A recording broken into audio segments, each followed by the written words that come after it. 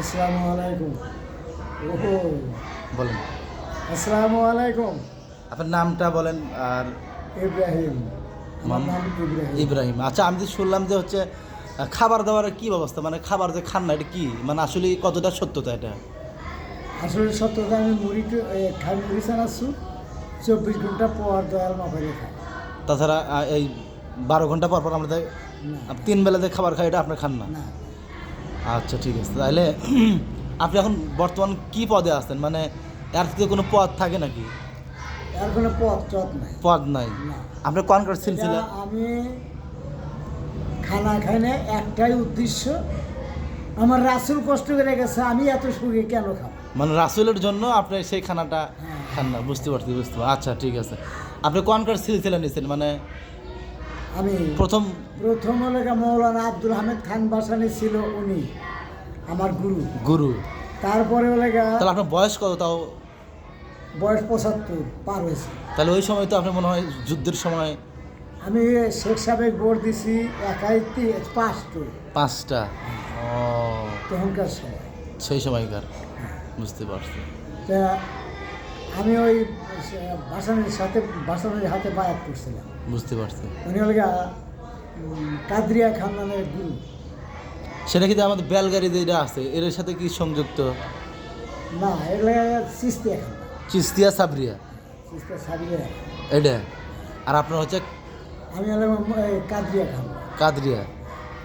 এখন আবার কিছুদিন ছিলাম, আমার গুরু সেফে গেছে, আমি 2 বছর পরে আমার গুরু সেফে গেছে। তারপরে আবার গেলাম হলে মুজাদ্দাদি খান নামের এক পাগলের কাছে। পাগল। হ্যাঁ, সেখান থেকে সেও সেফে গেল। আবার গেছি কাদরিয়া খান। সাবিয়া, ওটা কি সাবা মানে কি? সাবা মানে কি? মরে গেছে, বিদায় হয়েছে। মানে মৃত্যু। ও, মানে আপনারা ডাইরেক্ট করে বলেন না দেহলে মারা গেছে বা মৃত্যুবরণ করছে, মানে সেবা বলেন। হ্যাঁ। বুঝতে পারছি। আর তারপরে হলে এই চিস্তিয়া খানদানের এক পাগলের কাছে গেছি। বুঝতে পারছি। তাহলে কাদরিয়া, মুজাদ্দাদিয়া আর চিস্তিয়া, এই 3 খানদানের কাছে আমি আসিলাম। ছিলেন ওই সময়? আছি। ওই সময় কি আপনি আমরা আছি। মানে একবার ঘর বাড়ি ছেড়ে চলে গেছিলেন নাকি আশা লাগছে? ঘর বাড়ি ছাড়িয়া যায় না, সামান্য কিছু দিন একটু ফাঁকে থাকছি। ও, মানে অবশ্যই ফাঁকে থাকা লাগছে, কিন্তু অতটুক না, চলে আসছে না। ধরেন আমি নদীর কামড়ায় দাঁড়ায় থাকছি, মানে গর্তিলে জঙ্গল আছে, ওই জঙ্গলের ভিতরে একটা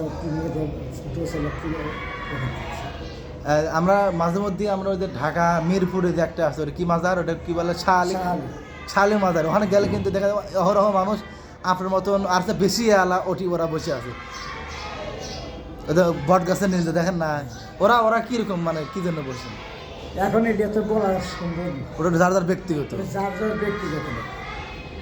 আমি যার কাছে গেছি সে খানা খান না, 24 ঘন্টা পর খানা খাইছে। আবার এ কথা বলছে, একটা ডিম খেলে 24 ঘন্টা থাকা যায়, 40টা বাদাম খেলে 24 ঘন্টা থাকা যায়। এ কথা বলছে? এ কথা বলছে ভাই, এর কাজ আমি করছেন ওটা? আমি ওটা করছি 4 মাস 48 ঘন্টা 24 ঘন্টা পর ওই একটা ডিম খায়া থাকছি। কিন্তু খানা খান না, খাবার না না, কোনো খানা আর এখন যে বর্তমান রোজার অবস্থা, মানে কি রোজার অবস্থায় আমি রোজা ওই আফ্রিকারের মতন ওই রাত্রিতে খায়া আবার সন্ধ্যাতে খাওয়া তা খাই না। তাহলে আমি খানা খাইও লেগে ওই যে এসে খাসি আর খাবো না তো, আবার 24 ঘন্টা পর আবার 24 ঘন্টা এসে আবার। ও, মানে একটা নিয়ম যে আপনি আসছেন সেই ওই মানে ওই নিয়মই, মানে হ্যাঁ। ধরা চলে আপনি রোজাই থাকেন সারা বছরই ওই রকম। চলে, তাই না? বুঝতে পারছি। তাইলে আপনি এখন নিজেই বাড়িতে ওরস হ্যাঁ করেন। যাই হোক, মোটামুটি আপনি তাহলে সব দিক দিয়ে সুস্থ। হ্যাঁ, আমার দোয়ার আমার খুব সুস্থ রাখছে, আমার কোনো সমস্যা নাই। জি জি। আমার হাত কার দ্বারা নামাজের বিষয় কি? নামাজ পড়ে আমি যার কাছে গেছি, মুজাদ্দাদি খানদানের পাগলের কাছে গেছি, হেও নামাজের তাগিদ দিছে। জি। আমার ওই কাদরিয়া খানদানের প্রথম গুরু যেটা, উনি মৌলানা ছিল, উনি নামাজের তাগিদ দিছে, নামাজ পড়ছে, আমাকে সাথে নিয়ে নামাজ পড়াইছে। আচ্ছা, এই যে সিস্তিয়া খানমানের যে পাগলের সাথে ঘুরছি উনিও- ওনার এক হপ্ত নামাজও কোনো কাজা দেন না। দেয়াল ক্ষেতের মধ্যে সময় হয়েছে, দেয়াল ক্ষেতের মধ্যেই নামাজ পড়ছি, দুলার মধ্যেই নামাজ পড়ছি, বুঝতে পারছি। নামাজকে কাজা দেন না। নামাজ পড়ে এটাই হলো প্রধান, ঠিক আছে। এখন আমি নামাজ পড়ি, হবে কিনা তা জানি না, তবে আমার গুরু পড়ছে, আমার ওটা পড়তেই হবে, আমার জন্য মাপ নাই। আর মানুষের জন্য আমি ওই কথা বলতে পারবো না। নামাজ কি মসজিদের জামাতের সাথে আমি মসজিদে যাই, আমি নামাজ একা একা। একা লাগে? আমি কারণ কোনো মসজিদে যা নামাজ পড়ে আমি তা করি। আপনার এখন বর্তমান শিষ্য আছে কি মোটামুটি? আমি ভক্ত শিষ্য বানাই না। তবে 3টা লোক আমার আছে, নাই যে তাও না, ভালোবাসে, আমার কাছে যায়, বসে। কিছু পরামর্শ তাহলে দেন। হ্যাঁ, না যে ওরা যে ভক্তবৃন্দ থাকে এরকম, দেখি এরকম মানে অহরহ আছে। ওরসে যেরকম যায় ভক্ত, মানে অনেকে ভালোবাসা যায় আপনাদেরকে, অনেকে, এটা কি আসলে অনেক অনেক লোক আছে নাকি আপনার?